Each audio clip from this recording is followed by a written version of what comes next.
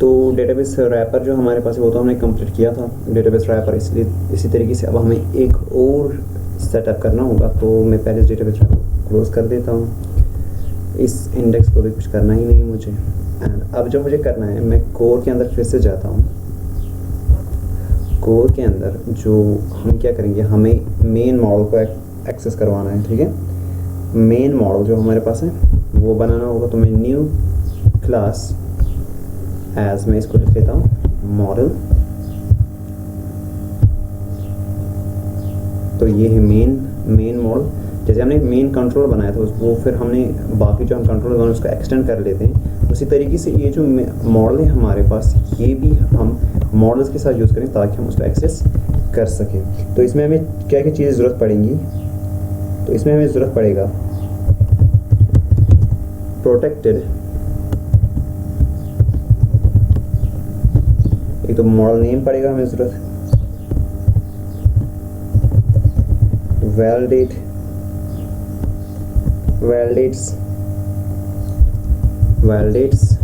ज़रूरत पड़ेगी, वैलिडेशन की ज़रूरत पड़ेगी, एंड वैलिडेशन एरर्स जो भी हमारे पास आएंगे, क्योंकि हम वैलिडेशन एरर्स, ठीक है, वैलिडेशन एरर्स आ जाएंगे। इसी तरीके से हर कोई जितने भी आप टेबल्स बनाते हैं उसमें तो आईडी तो कॉमन है, तो हम इसको यहीं पे रख लेते हैं आईडी को। इसी तरीके से अब मॉडल में से हम एक्सेस फिर डेटा को भी करना है, तो इसलिए हम इसमें प्रोटेक्टेड डीबी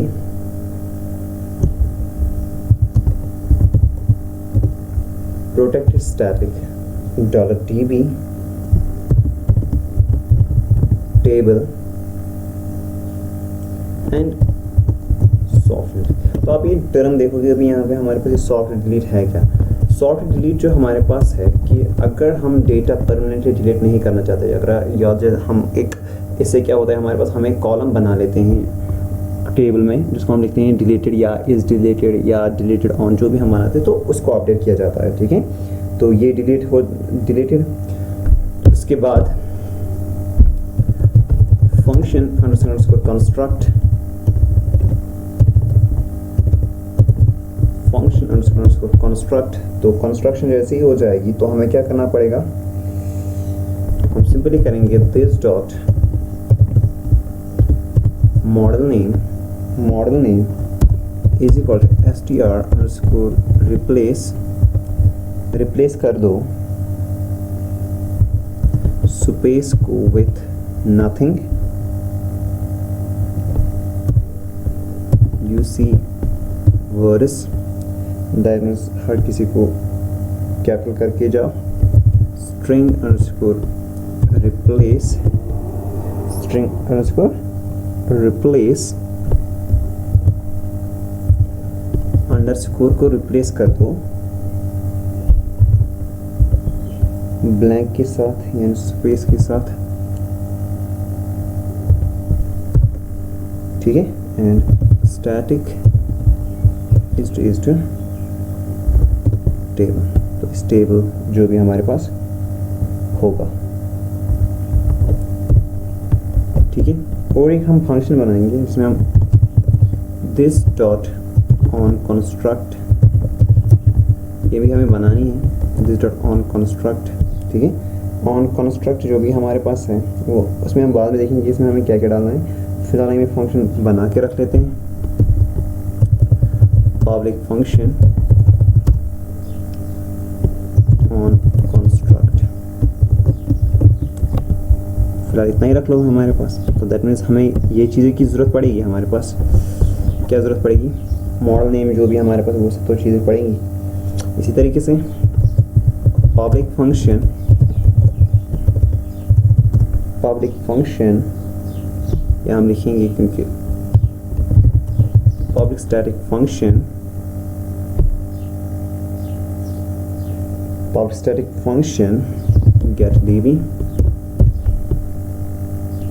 get db। तो db हम कैसे लाएंगे, तो db तो हमने इससे पहले ही बना के रखी है, तो इसलिए हम क्या करेंगे, if not self is to db अगर db नहीं होगी तो आप क्या करोगे, self is to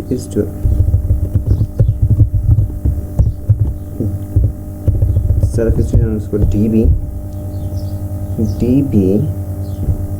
is equal database is to connect, database is to connect and return हमें क्या करना पड़ेगा, self underscore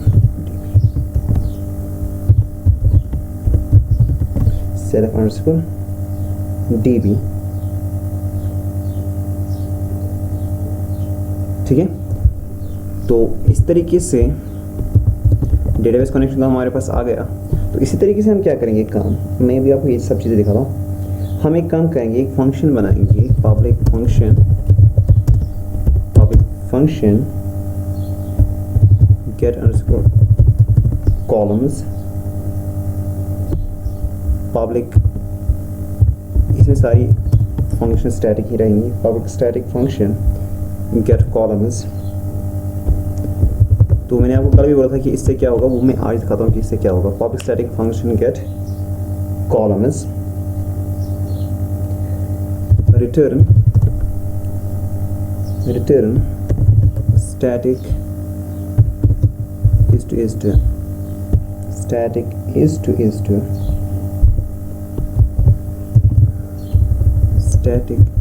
to get db, static is to get db dot get columns। अगर आपको याद होगा जो हमने वहाँ पे डेटाबेस में बनाया था हमने, ठीक है, static is to dot zero,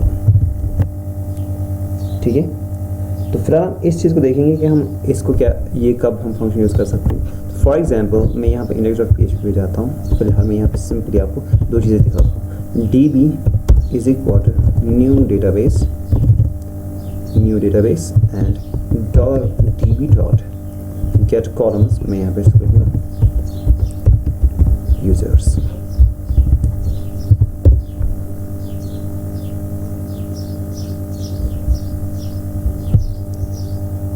तो हमने इसको भी प्रिंट आउट तो नहीं किया, तो फिलहाल हाँ इसको मैंने प्रिंट आउट तो नहीं किया, तो उसको मैं पहले यूज़ करता हूँ। Print underscore r dot db dot get columns of users table.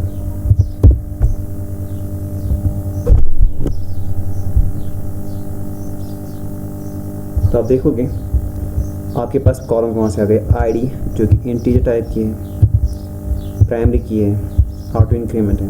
उसी तरीके से यूज़र नेम जो हमने वैरकेर बनाया है 50, ये हम यूज़ करते हैं कि अगर हमें चेक करना हो डेटाबेस में कॉलम्स कौन कौन से हैं। तो इसी तरीके से अगर हम क्या करेंगे काम, अब इसी चीज़ को अगर हम मॉडल के ज़रिए से एक्सेस कर लेते हैं, अगर हम इसी के ज़रिए से मॉडल, तो हम ऐसे भी कर सकते हैं, मॉडल इज टू, ठीक है।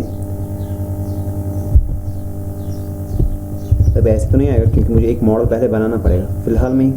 फ़िलहाल के लिए यहाँ पे न्यू PHP क्लास बना लेता हूँ, यूज़र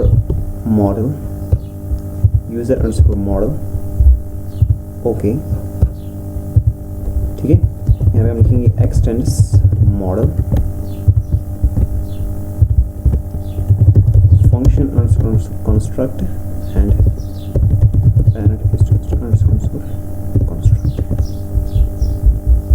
ठीक है। फिलहाल मैं चीज़ यहाँ दिखाने के लिए कर रहा हूँ। तो यहाँ पे मैं क्या कर सकता हूँ काम, यूज़र मॉडल तो आ गया हमारे पास। देखो अगर मैं यहाँ पे प्रिंट कर लेता हूँ, for example $m is equal to new user model, ठीक है। तो इससे देखने से क्या होगा, हमारे पास यूज़र ऑब्जेक्ट आ गया, ठीक है। तो इसी तरीके से अगर मैं यहाँ पे इसको लिखूँगा, for example $m is under m dot, यहाँ पे नहीं करना है मुझे, मॉडल यूज़र मॉडल कहना। तो यहाँ पे मैं इसको लिखूँगा for some time this dot model name is equal to this dot model name, एक minute, this dot model name. तो वो क्या कर रहा है हमारे पास, यहाँ से यूज़र मॉडल नेम को क्या करते हैं हम, हाँ, पहले टेबल को सेट करना पड़ेगा। फॉर एग्जांपल दिस डॉट, हम क्या करेंगे,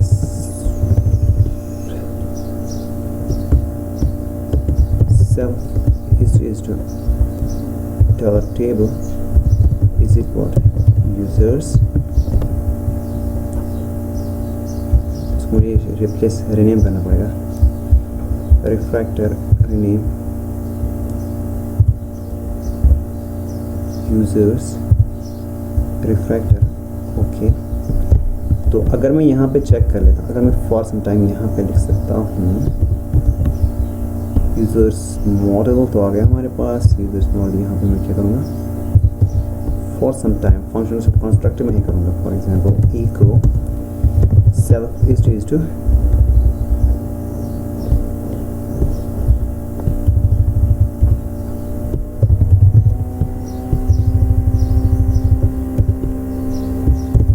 डॉट मॉडल नेम, देखते हैं क्या होगा इसे,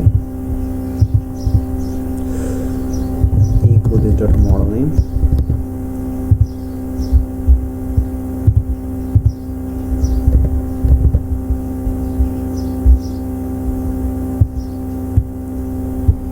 क्या इशू कर रहा है, दिस टेबल तो आ गया हमारे पास, तो स्टैटिक टेबल डाल दिया मैंने इसमें। एक मिनट में चेक कर लेते हैं इसको।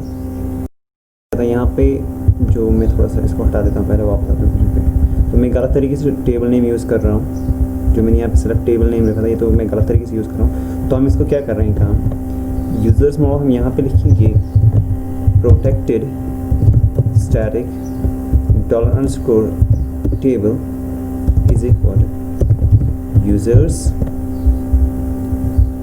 ठीक है, यूजर्स, एंड इसी तरीके से यहाँ पे हम लिखेंगे for example echo this dot model name,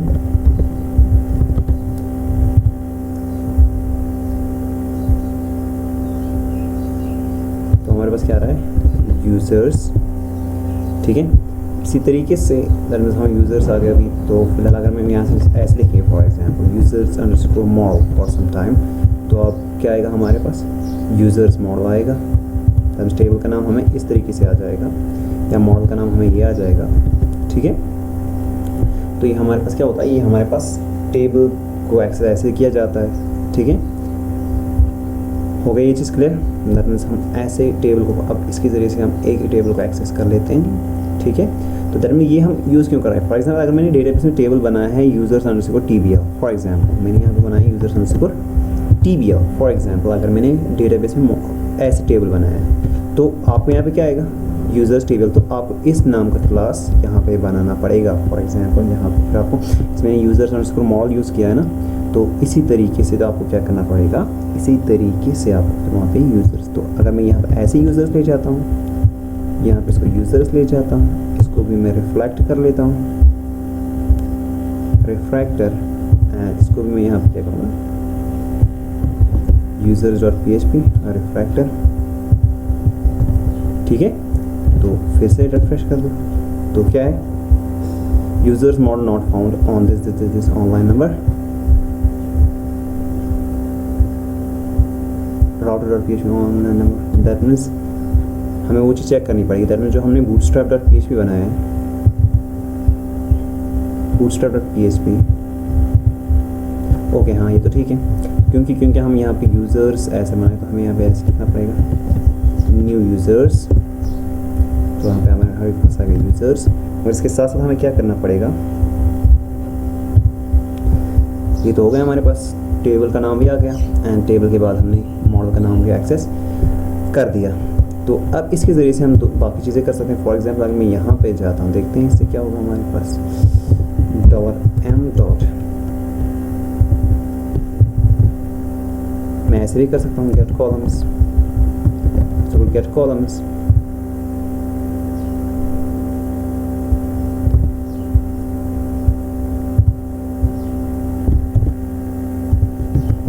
gate columns, table तो हमने इसको एक्सेस दे दिया है यहाँ पे, इसको टेबल हटा दो। गेट कॉलम्स क्यों नहीं चल रहा है अभी? db.getColumns static is table। तो इसको यहाँ पे क्या हो रहा है, क्यों नहीं इसको एक्सेस दे रहा है? Let me check. validates return static is to get db database is to connect and get columns static is to table। अगर मैं यहाँ पे काम करूँ फॉर एग्जाम्पल, एक मिनट के लिए अगर मैं यहाँ से हटा देता हूँ users is to get columns, देखते हैं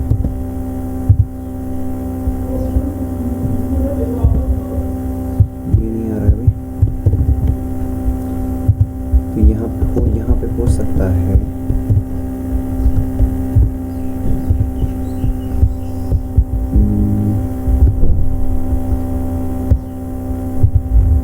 फॉर सम टाइम। मैं इसको यहाँ पे फिर से ऑब्जेक्ट बना लेता हूँ यूजर्स, एंड यहाँ पे मैं क्या करूँगा काम, मैं इसको लिखूँगा self is to get columns. देखिए ये एक्सेस नहीं हो रहा है, क्यों नहीं हो रहा है?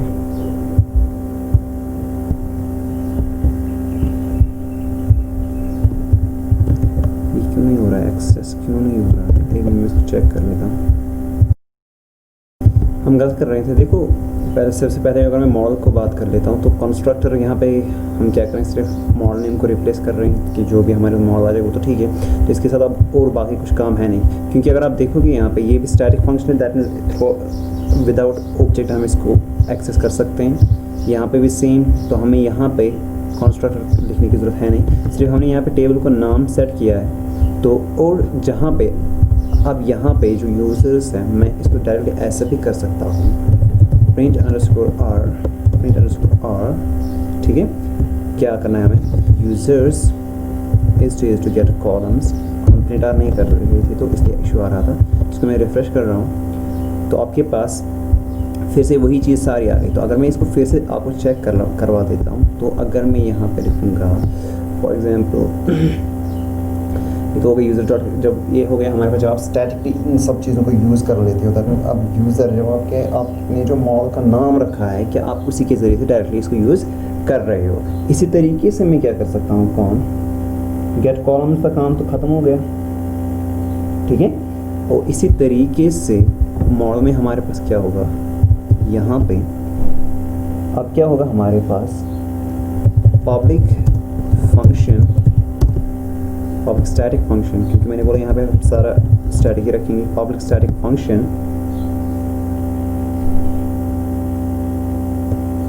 यहाँ हम लिखेंगे पब्लिक फंक्शन, ऐसे भी हो सकता है वैसे भी हो सकता है, आपकी मर्जी। Public function get columns for save, get columns for save, ठीक है। तो गेट कॉलम्स फॉर सेव क्या करेगा काम, dollar columns is equal static is to get columns, get spelling mistake, static is to get columns, ठीक है। Get columns field is equal array, field is equal array for each columns as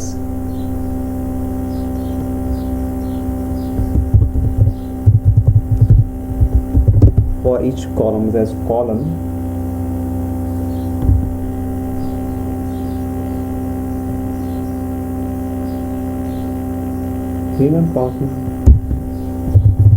key is equal to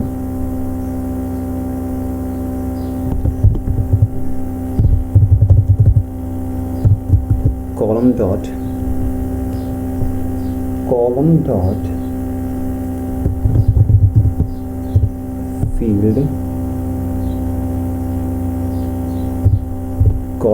field, dollar field is of key is equal to field of key is equal to this dot key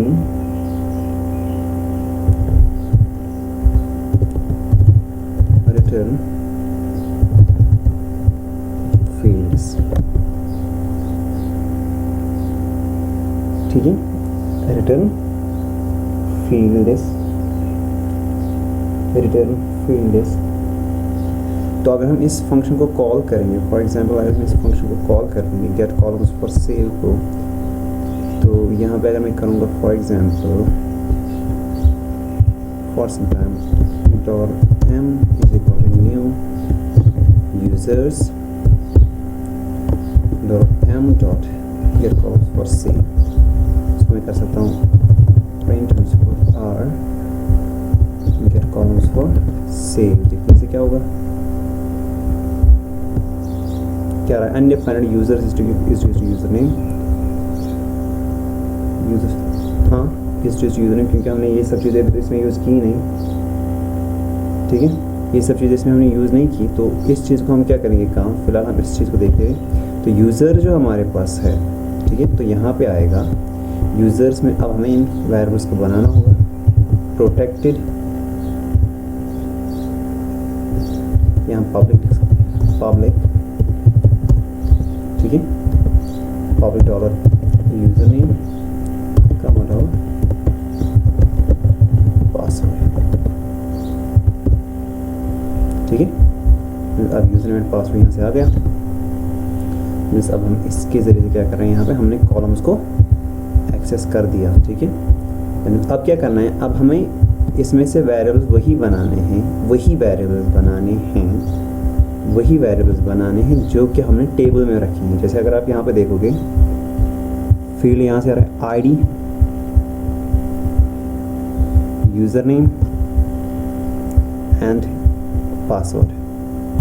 ठीक है, तो वही तीन चीज़ें यहाँ पे हमारे पास आ गई। तो दैट मीन्स अब जैसे आपके पास डेटाबेस का स्ट्रक्चर जैसा बन जाएगा, जैसा आपके पास डेटाबेस का स्ट्रक्चर बन जाएगा, उसी के मुताबिक आपको यहाँ पे वेरिएबल्स को भी डिक्लेयर करना पड़ेगा, उसी के मुताबिक यहाँ पे वेरिएबल्स को भी डिक्लेयर करना पड़ेगा। ठीक है, फिलहाल इतना इसमें नज़र रख लोगे आप, इसको नज़र दो, इसको आगे और ले जाते हैं।